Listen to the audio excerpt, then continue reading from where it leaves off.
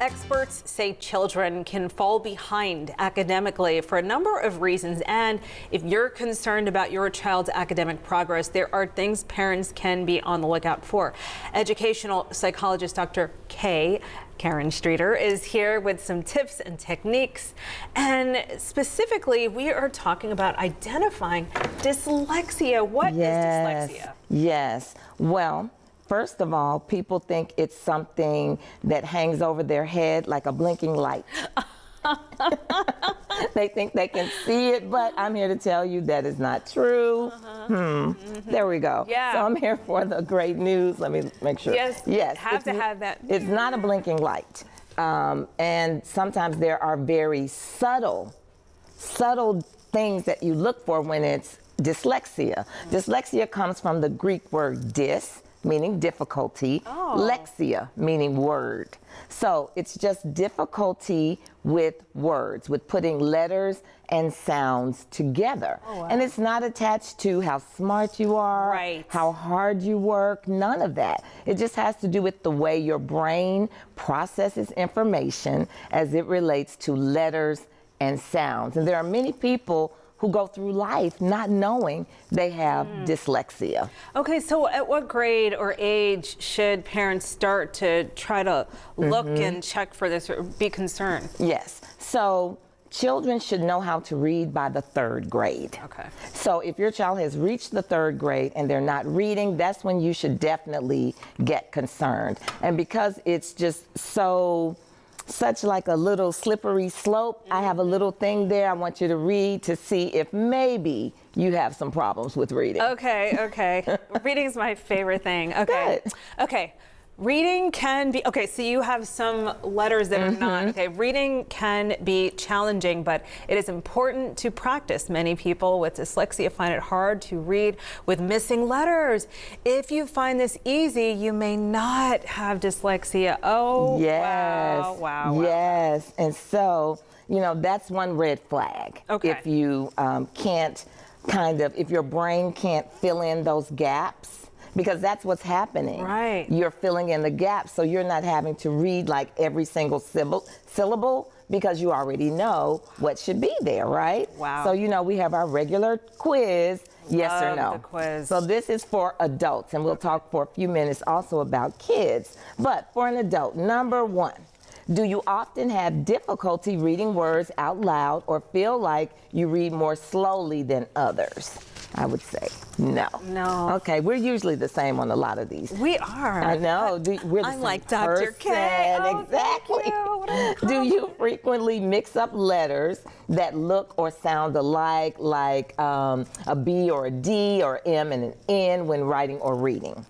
Okay, that doesn't happen. Yeah, but I've heard it. Yes, I've heard it. People do that sometimes. Do you struggle to remember the correct spelling of words, often spelling them incorrectly? Every once in a while. I think I should have been in spelling bee. Yes. Oh, I was in one time. I missed the word mountain. Oh, yeah. I forgot the N. Yeah. Yes. No, I get it. Exactly. So the next one, do you avoid reading or feel frustrated by reading tasks? No, I do not. And then have teachers or other adults mention that you might have difficulty with reading or writing in the past?